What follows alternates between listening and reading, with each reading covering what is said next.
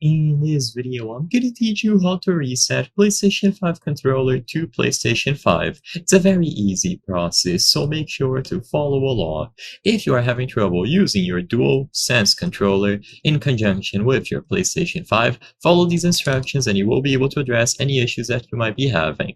So, a reset can be performed with a specific button on your DualSense controller. These are instructions recommended by Sony themselves, so if you go over to the official Sony support website and you search for instructions on how to reset the controller, this is what they are going to tell you. So these are official instructions and the proper way to do it. If you look at the back of your DualSense controller, you will find a little hole roughly over here.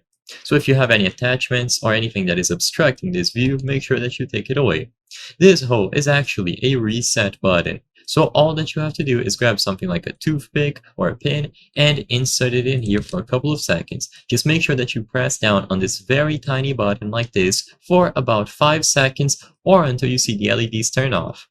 If your PlayStation 5 is on when you do this, it is going to give you the notification that the DualSense controller was disconnected because it powered off to reset, and all that you have to do now is power off your PlayStation 5. So after you do this step of resetting the controller, power off the actual PlayStation 5 console.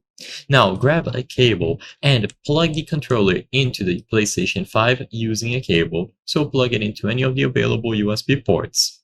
Once the controller is plugged in through a wired connection, so a cable, what you can do now is press the PlayStation button on the controller. This will power on the console. But because you powered it on using the DualSense controller, it is now going to recognize the controller and add it to the list of registered devices. And with this done, the controller is now reset. It's as if you forgot the previous connection, or rather the console forgot the previous connection, and now it reconnected the controller as if it was new.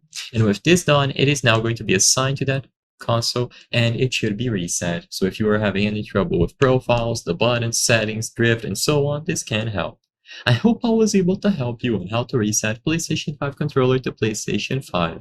If this video helped you, please be sure to leave a like and subscribe for more very easy tips. Thank you for watching.